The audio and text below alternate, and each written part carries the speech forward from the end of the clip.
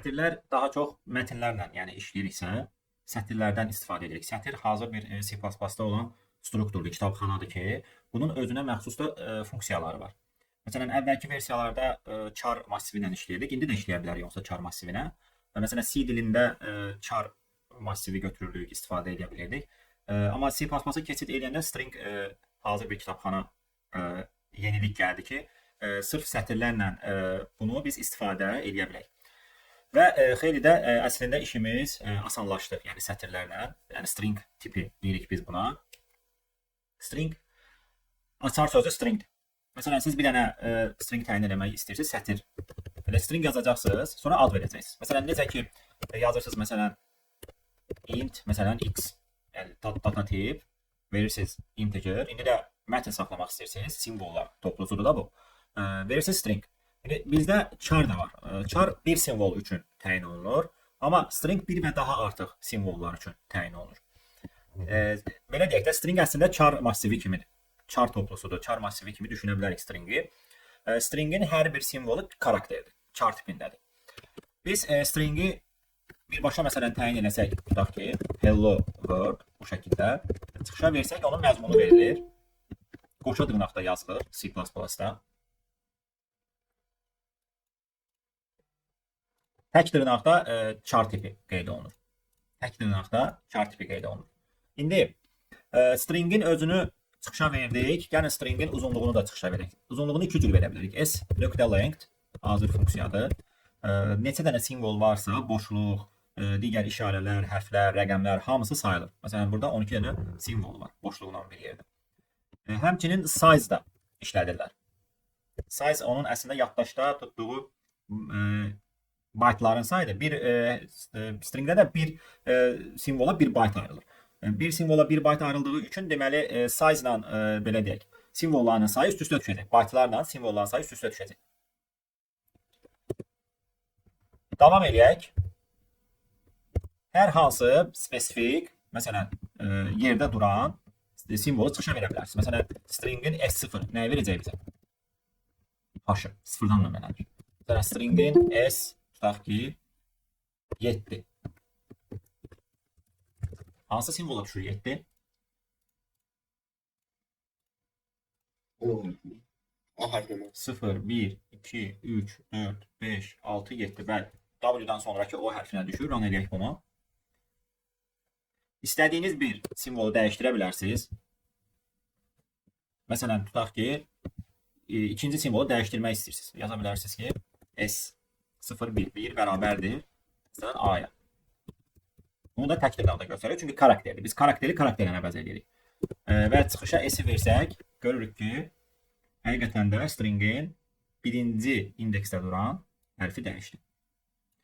İndi biz əslində stringləri belə deyək də, fundamental hissəsini keçirik. Stringlərdə çox dərin alqoritmlər var. Biz hələ ki, normal stringdə hansısa simvolun axtarılması, dəyişdirilməsi, stringin sıralanması simvollarına görə, palindromun axtarılması, hərflərin sürüşdürülməsi, bir çox əməliyyatlar yerinə yetirəcək, amma çox da belə dərin alqoritmlərlə işləməyəcək. Çünki o alqoritmləri biz hələ çox irəli mövzularda keçəcəyik. İndiki halda siz ümumiyyətlə stringlə işləməyi bacarmalısınız. Niyə görə? Çünki string təkcə belə deyək də, yəni sətr üçün deyil. Məsələn, sizdə elə suallar olur ki, ədəd verilirsən, ədədi stringə çevirib daha asanlıqla yerinə yetirə bilərsən lazım olan əməliyyatı. Çünki məsələn, ədədlərdə tutaq ki, biz rəqəmlərini götürmək istəyiriksə, bir-bir rəqəmlərini ayırırıq. Amma sən ədədi string kimi götürsən, artıq o rəqəmlərini elə bir ki, ayırmısan. Ona görə stringlə bir çox əməliyyatda bizim işimiz asanlaşır. Ona görə bu stringlər bizə demək olar ki, çox yerdə lazımdır. Yəni, hər yerdə lazımdır. Yəni, istər qarşımıza çıxar məsələlərdə olsun və yaxud da başqa yerlərdə siz hansısa bir projedə işləyəndə simvollarla mütləq qarşılaşacaqsınız. Ona görə bu stringləri yaxşı bilməlisiniz. İndi stringin ümumiyyətlə girişə verilməsi. Stringin girişə verilməsi normal standart inputdur. Necə ki, məsələn, dəyişənləri biz daxil edirdiksə, stringi də o şəkildə daxil edirik. Məsələn, biz sin s yaza bilərik. Məsələn, bunu silək. Sin s. Məsələn, hello. Yazırıq. Hər şey oxunur. İndi burada bir dənə boşluq göründü. Səbəb nədir? Çünki biz burada 7-ci simvola müraciət eləmişik. Hello sözünün 7-ci simvolu yoxdur. Məsələn, istəyirsinizsə bu sətri silək. Hələ ki. Biz burada stringin özünü də çıxışa vermişik ən son. Tamam, Bir ben də başlayayım, ben kes burada. eləyək bunu. Hello. Hər şey qaydasındadır. Baxın 5 simvolu var. Düzdürmü? Stringin özünü çıxışa vermişik. Uzunluğunu vermişik. Yenə sonra özünü çıxışa vermişik. Bu girişdir əslində. Giriş. Sonra uzunluğunu verdik. Çıxışa verdik özünü. H hərfi sıfırıncı simvolu verdik və burada S1-i dəyişdik. Sonra yenə çıxışa verdik. Yəni dəyişilmiş formasına baxdıq. Yəni bizim burada indi bir məqam var ki, stringdə boşluqlar da ola bilər. Məsələn, biz yazsaq ki, hello world. Məsələn, burada artıq boşluqdan o tərəfəni oxuya bilmədi. Sin boşluqdan o tərəfəni oxuya bilmədi. Boşluğa qədər oxudu. Yəni hello boşluqdan sonra məsələn biz hardan bilirik ki, oxumayıb? Məsələn, biz burada s-i çıxışa vermişdik. S-i çıxışa vermişik, amma çıxışda hello verilib. Yəni bunun davamı verilməyib. Ən sonunda məsələn hello verilib. Yəni bunun davamı verilməyib. Ona görə də bütün proqramlaşdırma dillərində, yəni əksəriyyətində elə bir əmr var ki, bütöv sətri oxuyur. Bütünlüklə bir dənə sətri oxuya bilir. C++-da da bu mövcuddur. Biz buna deyirik getLine. Əgər bizim sətirdə boşluqlar da olacaqsa biz diqqətli olmalıyıq. Inputu getLine ilə verməliyik. GetLine iki parametri var. Birinci hissəsi standart inputdur. İkinci hissəsi hansı dəyişənə oxuyacaqsan bunu, onu verirsən. Yəni biz S dəyişəni təyin eləmişdik burada string olaraq və S-ə oxuyuruq. Və bu zaman sən boşluqsuz da, boşluqla da oxusan, yenə də doğrudur. Məsələn, hello ver, hər şey qaydasındadır. İndi boşluqla da oxuya bilərsən. Və bütövlükdə sətri oxuyur. Nə qədər istəsən boşluq qoya bilərsən. Məsələn, hamısını oxuyur. Bir verirsinizmi? Baxın, bütöv sətri çıxışa verdi. Sətrin simvolunu dəyişir, yenə bütöv sətri çıxışa verdi. İndi biz məsələlərdə əslində getLine həmişə istifadə edə bilərik. Amma yenə də baxın, tutaq ki, görsəz ki, məsələn şərtində deyilən boşluq yoxdur, heç ehtiyac olmur getLine-a. Yox, əgər boşluq varsa, onda siz mütləq bunu getLine-la oxumalısınız. Başqa nələr var stringdə? Gəlin bunu əsas hissələrindən birinə keçək. Əsas hissələrindən biri odur ki, məsələn biz simvolları hər hansı axtarış etmək istəyirik. Məsələn, tutaq ki, biz A-ları tapmaq istəyirik, B-ləri tapmaq istəyirik, hətta saitləri tapmaq istəyirik. Düzdürmü? Onun üçün biz nə etməliyik? Bir dənə dövr qurmalıyıq. Məsələn, sıfırdan kiçikdir s length i plus plus. Eyni massivdəki kimi. Məsələn, massivi biz gəzmək üçün bir dənə dövr qururduqsa, stringi də gəzmək üçün bir dənə dövr qurmalısın.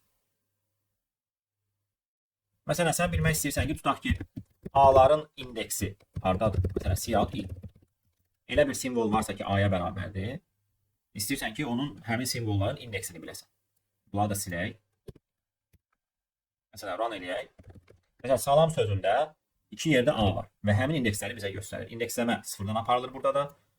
0 birinci indeksə düşdü, A və üçüncü indeksə düşdü. Və bəzən olur ki, tutaq ki, hansısa simvolu dəyişmək istəyirsən. Məsələn, A-nı B eləmək istəyirsən, B-ni A eləmək istəyirsən. Və yaxud da kiçik hərfləri böyük, böyük hərfləri kiçik etmək istəyirsən. Yəni, bu şəkildə bir-bir simvolları gəzmək ən yaxşı metoddur. Çünki sən hər bir simvolun üstündən olsa keçməlisən. Nəyisə dəyişdirəcəksənsə orada hazır funksiyalar var. Replace funksiyası var, find funksiyası var. Amma o funksiyalarla sən hər şeyi, yəni istədiyin hər bir şeyi eləyə bilmirsən. Yox da eləyəcəksənsə də biraz mürəkkəb alınacaq. Əlavə parametrləri qoşmalısan ora. Amma for dövrü ilə biz bütün simvolları gəlsək, istədiyimiz şəkildə bir şərt verib hansısa bir əməliyyatı yerinə gətirə bilirik. Stringlərə aid bəzi funksiyalara da baxa bilərik. Məsələn, biz biraz irəli geçsək, burada hər şeydən öncə ASCII cədvəli gəlir. Yəni, bizə vacibdir bu cədvəl. Niyə görə? Çünki ASCII cədvəli əslində bizim bir çox məsələlərdə işimizi asanlaşdırır string məsələlərində. Bu ASCII cədvəli nə üçündür? Ümumiyyətlə, informasiya mübadiləsində hər bir simvolun standart kodu var. Yəni, kompüterdə istənilən bir informasiya mübadiləsi fikirləşir. Məsələn, e-mailləşmə olsun, mesajlaşma olsun, hər bir digital bir informasiyanın qarşı tərəfə göndərilməsi, qarşı tərəfdən alınması onların kodları vasitəsilə aparılır. Məsələn, bəzi yerlərdə deyirlər, tutaq ki, end-to-end encrypted deyir. Məsələn, yəni ki, sənin qarşı tərəfə göndərdiyin mesaj qarşılıqlı şifrələnib deyir.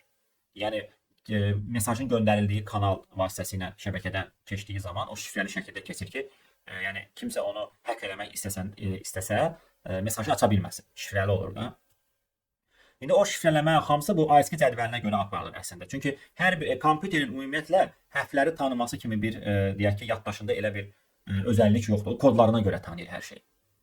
Məsələn, A hərfini kodu 65-ə görə tanıyır, B-ni 66-ya görə. Və burada fikir versəniz, böyük A-dan böyük Z-ə qədər, hamısı artan sırayla kodlaşdırılıb. Bu niyə görə belə eləyiblər?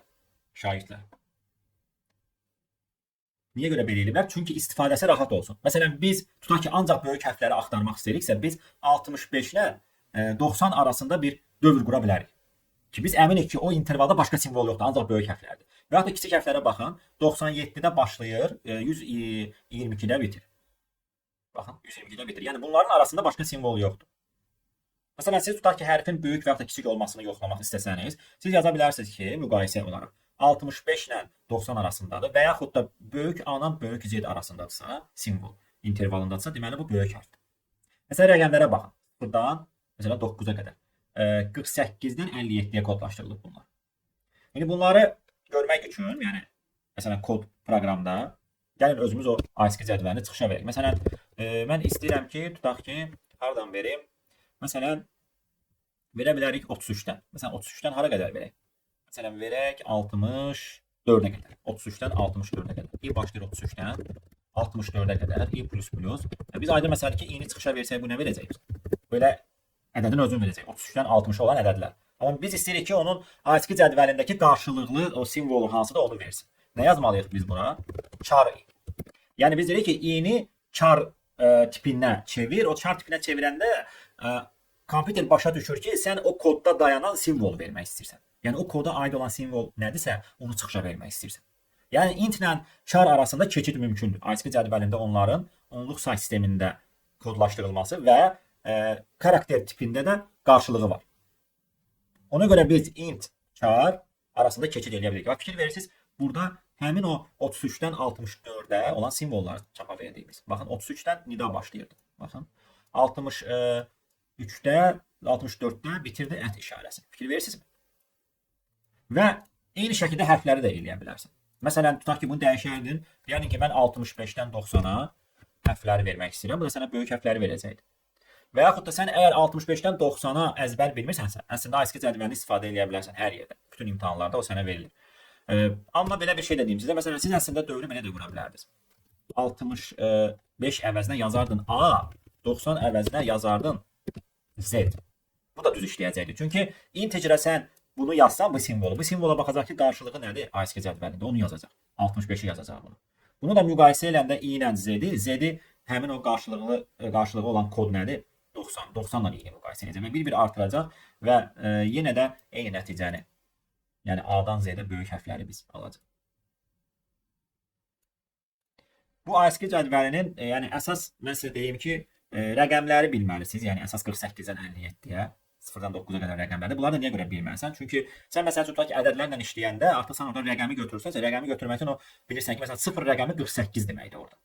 Yəni simvol olaraq 0 rəqəmi 48-dir. Sən ona görə onu normal rəqəm kimi saxlamaq istəsən 48-i çıxmalısan ondan. Məsələn 1 rəqəmi 49-dur. 49-dan 48 çıx, 1-i alırsan. Məsələn 2 rəqəmi 50-dir. 50-dən 48-i çıx, 2 alırsan. Bu ilə bir 48 vahid sürüşdürürsən də onu sola ki, həmin rəqəmlərə gətirəsən. Bir də böyük hərflərdir. 65-dən 90-a. Üstə gələk 97-dən də 122-yə kiçik hərflərdir. Bura qədər sualı olan varmı?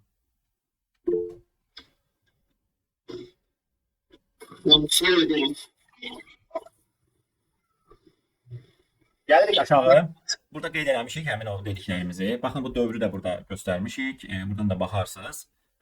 İstəsəniz məsələn hər hansı bir simvolun koduna baxmaq, götürüb həmin dırnaqda həmin simvolu verib integer kimi çıxışa verə bilərsiniz. Çünki o integer verəndə o ASCII kodunu çıxışa verəcək. Məsələn A hərfini integer olaraq çıxışa vermək istəsən, kəsr edirsən də bunu. Integer kimi ver, bu da getir onun ASCII kodunu verir, 65-i verir. Və gəlirik nəhayət stringə aid funksiyalara. Boşluq idi. Boşluqdur 32. 32-də boşluqdur bəli. Necə? Daha böyük ədədləri sən ancaq parçalaya bilərsən də, yəni. Daha böyük ədədləri necə göstərə bilərsən ki, sənin charın bir simvoldan ibarətdir. Char nə deməkdir? Bir simvol. Sənin əgər 2 rəqəmli, 3 rəqəmli ədədlərin varsa, sənin onların içərisindəki hər bir rəqəmə baxmalısan ayrı-ayrı. İndi bizə burada bəzi string funksiyaları verilir. Məsələn, substring hansısa alt sətri tapır. Alt sətr artıq simvollardan ibarət olan sətirdir stringin içərisində. Məsələn, 3-cü simvoldan başla 5 dənə götür. Məsələn, bunu götür. Məsələn, 10-cu simvoldan başla 15 dənə götür. Məsələn, bu çatmayan, yəni artıq olsa bu sonuncuda dayanır. Burada. Məsələn, 10-cu simvoldan başlamasa 10m'dir. 15 verir. Məsələn, bundan sonra 15 dənə simvol yoxdur. Axı bu harda bitirsə orada dayanır. Məsələn, min verir. Sonra Alternatif yazmayı izah edəcək az ki. Məsələn, orada 393 rəqəmini sıfıra vermək istəyirəm də. 393-ün hərflərini yan-yana yazırıq. 393-ün, yəni normal şəkildə, yəni dırnaqda da verə bilərsən də onu. ASCII cədvəlinlə sən onu vermək üçün hər bir simvolun, onda hər bir rəqəmin, onun içərisində olan rəqəmin kodundan işləməlisən. Bizə əslində o lazım olmur. Bizə lazım olan, məsələn, ədəddir, ədədin rəqəmlərini götürmək istəyirsən. ASCII cədvəlindən istifadə edib götürə bilərsən. Elə bir ki, string kimi götürsən ədədi, artıq sən bilirsən ki, ədədin rəqəmlərini ayırmısan. Bu bizim işimizi asanlaşdırır da biz bir-bir ona bölə-bölə rəqəmlərini ayırmırıq. Əgər string kimi götürürüksə ədədi. Bunun ikinci növü sadəcə bir parametr versən, ikinci tərəfi vermirsən, bu deməli ki, 3-dən başla hamısını götür. Məsələn, 3-cü simvol nədir bizdə? P. Heç bir şey yazmasan P 3-dən başlayıb hamısını götürəcək substring olaraq. Məsələn, programming sözünü çapaq edəcək. İstifadə edirik. Yəni lazım olur bizə substring hansısa bir hissələrdə asanlaşdırır işimizi. Amma belə substring deyəndə dönmürləndə qrup substringi verə bilərsə də i-dən şeyə. Baxın bu funksiyalar da önəmlidir. S2i, S2ll. Bu funksiyada string tipində olan məsələn bir ədədin var. Sən onu normal integer'a çevirmək istəyirsən. Sən onda S2i string to integer'dan istifadə edə bilərsən. Məsələn 2025-i string kimi saxlamaq istəmirsən, ədəd tipində saxlamaq istəyirsən. Onda string to i həmin o stringi göndərsən bura, yazırsan bir dənə dəyişən kimi integer. Bəs S2ll nədir? Ədəd çox böyük olar. Yəni integerdən böyük olsa siz artıq string to long istifadə etməlisiniz. Məsələn, buradakı bu ədəd integerdən böyükdür. Yəni bunu sən S2 eləsəydin, bunu çevirə bilməyəcəkdi. Səhv nəticə verəcəkdi. Onu bura long funksiyasından çevirirsən və long dəyişənində saxlayırsan. Bunlar bizə lazımdır. Məsələn, sən string to int, sətri integerə çevir. Ədədə çevir. Sətri ədədə çevir. Bunun tərsi to stringdir. Məsələn, ədədi götürmüsən, sətrə çevirmək istəyirsən, to string istifadə edə bilərsən.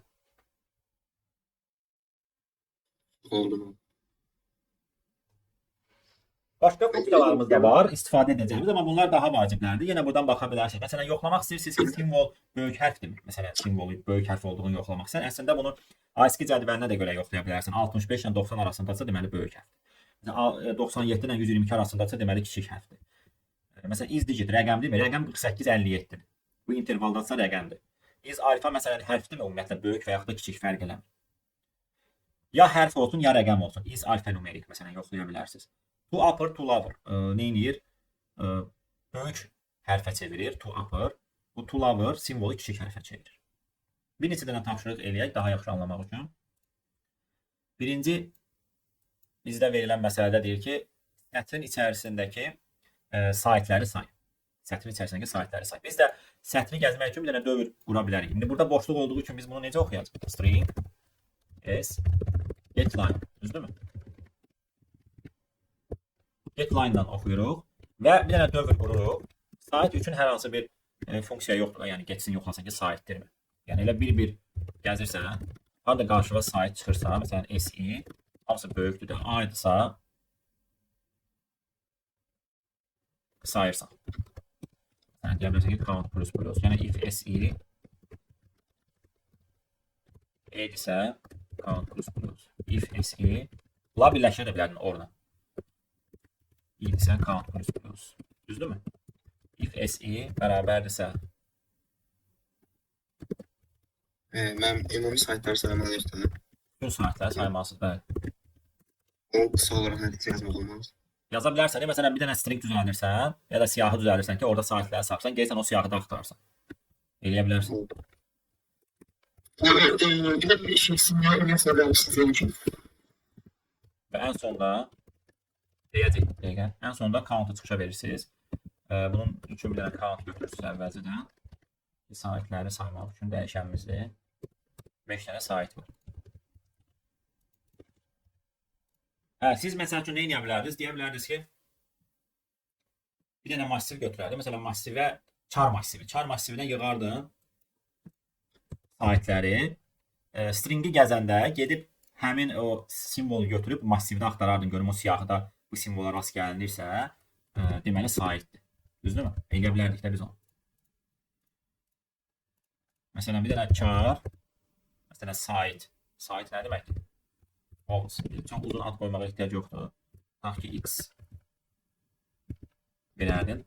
Buraya yazardın a, y, char massivi qoşanda normal. i, a, u, y. Və indi sən 5 dənə bu if-i verməkdənsə, düzdürmü?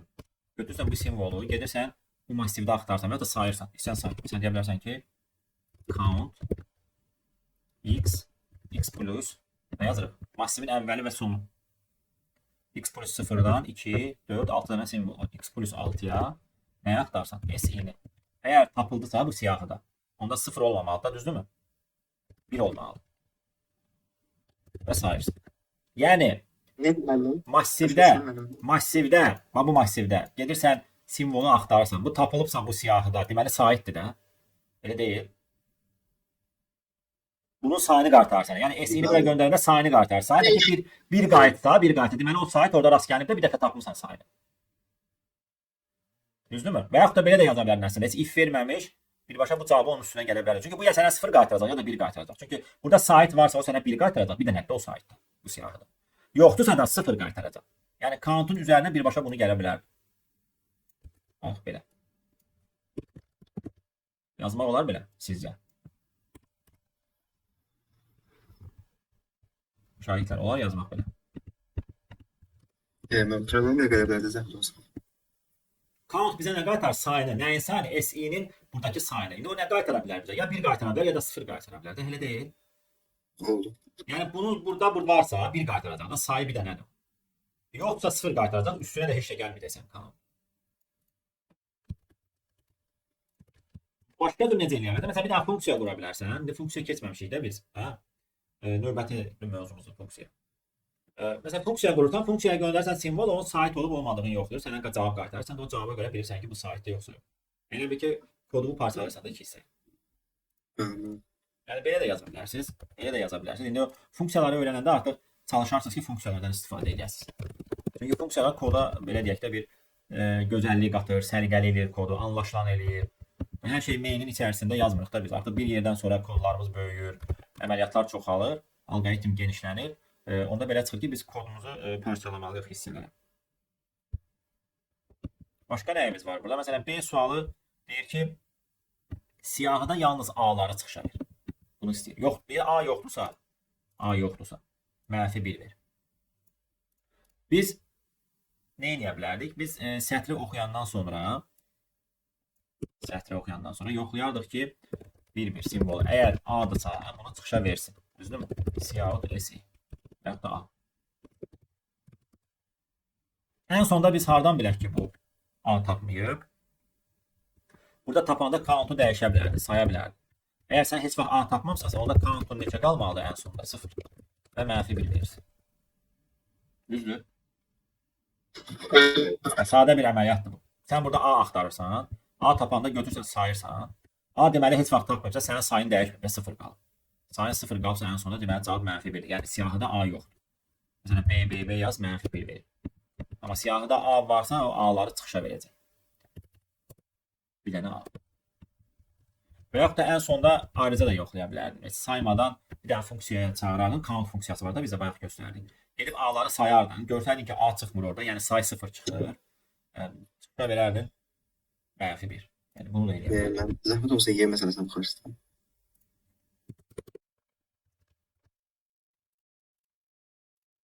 Y məsələsi. Y məsələsində nə var? Y məsələsində sənə qarışıq bir dənə ifadə verir. Cəbri bir ifadədir, bu riyazi bir ifadədir. Cəbri əməliyyatlar var orada. O sənə deyir ki, bu ifadənin içərisindəki rəqəmlərin sayını tap. Birincisindən rəqəm istifadə olunur. 9, 8, 7, 6, 5, 4, 3, 2, 1, 0. Bunların hamısını saymalısın. Buna saymaq Fon Bir dənə- tozunu bitirmək olmaz. nə yazmaq? Şərti nə yazmalıyıq sizcə ki, o rəqəm olduğunu yoxlasın? Ben iki çıktı. Nə? Ben iki çıktı. Izdigit, bəli, izdigit yaza bilərsən. Izdigit SI sənə true qaytarırsa, deməli bu rəqəmdir. True qaytaran bir funksiyada bu şəkildə bərabərlik yazmasanız da olar C++-da. Qısa olaraq belə də yaza bilərsiniz. Izdigit SI, onda saysın, ən sonunda sayı çıxışa versin. Düzdürmü? Rəqəmləri sayacaq da. Ondan. Başqa cür necə eləyə bilirsən? Bəlkə sən bu funksiyanı bilmirsən. Ola bilər də bu funksiyonu bilmirsən. Bir istiyorum. Yani Olar. 0-dan 9-a qədər rəqəmləri simvol kimi char massivinə yığarsan, orada da yoxlaya bilərsən və yaxud da başqa bir dənə metod deyim sizə. Əgər SI 0-dan SI 9 intervalındasa yerləşirsə, deməli bu rəqəmdir də. Düz deyil? Niyə görə? Çünki bununla müqayisə edəndə bunun ISP kodunu götürəcək. Bu da 48-dir. Bu da 57-dir. 48-dən 57 ancaq rəqəmlərdir. Deməli sən bütövlükdə o intervalla yoxlaya bilərsən ki, sənin simvolun 0 simvolundan 9 simvol arasında yerləşirsə, deməli rəqəmdir. Yəni bunu birbaşa ədəd həmin ISP kodunu da göndərə bilərdi. Məsələn, deyə bilərdi ki, 48 ilə 57 arasındadır. İndi bunu ola bilər ki, əzbərdən bilmirsən, nəsə unutmusan, elə birbaşa dırnaqda həmin rəqəmlərin özünü də göstərə bilərsən. Çünki ISP cədvəlinə görə 48-dən 57-yə ancaq və ancaq rəqəmlər tutub oranı. Rəqəmlər tutduğu üçün deməli sən birbaşa bu intervalı yoxlaya bilərsən. Sən əminsən ki, bu intervalda başqa simvol yoxdur, ancaq rəqəmlərdir. Buna görə həmin SI karakterinin, simvolunun əgər bu intervala düşdüyünü görürsənsə, deməli o rəqəmdir. Başqa Çar yazması olar da. Çar yazmaq məcburiyyətində deyilsən. Yaza bilərdin, amma çar yazanda belə yazırıq da biz elə bil. Birbaşa həmin simvolu da yazırıq da dırnaqda 0. Çar yazanda belə yazırsan. Oldu mu? Birbaşa. Yəni 48-57 də yaza bilərsən, dırnaqda 0.9 da yaza bilərsən. 48-57 ISP cədvəlini bildirir.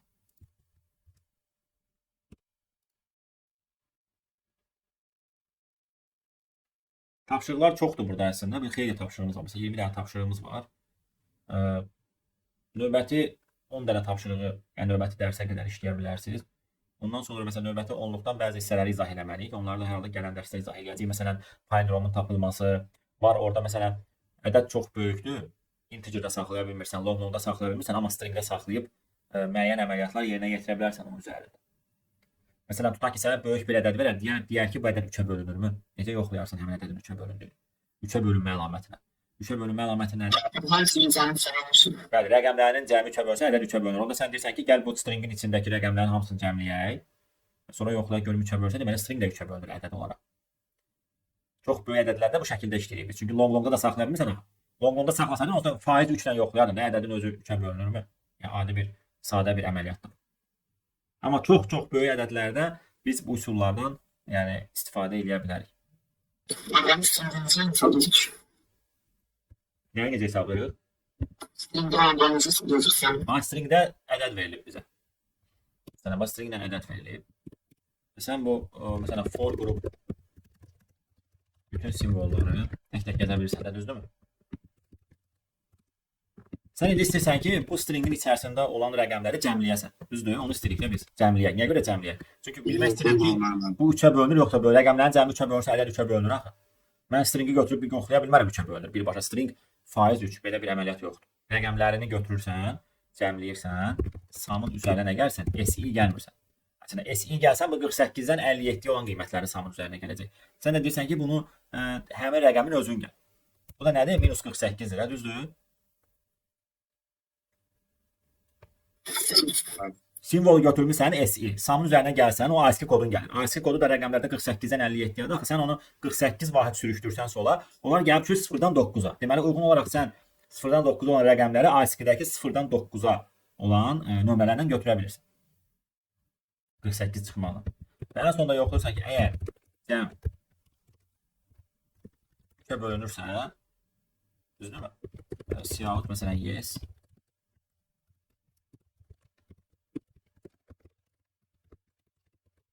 Ben 48 çıkmadan başka bir oyuncu var. Necə? 48 çıkmadan başka bir oyuncu var. 48 çıxmadan Benim. sən rəqəmi normal stringdəki simvolu rəqəmə çevirmək istəsə 48 çıxmalısan. Ya 48 çıxmalısan, ya da ki 48-ə ekvivalent hansı simvoldur? Sıfırın özüdür. Düzdür. Ya da sıfır çıxmalısan da. İkisi də doğrudur. Çünki dırnaqdakı 0 onluqdakı qarşılığı 48-dir.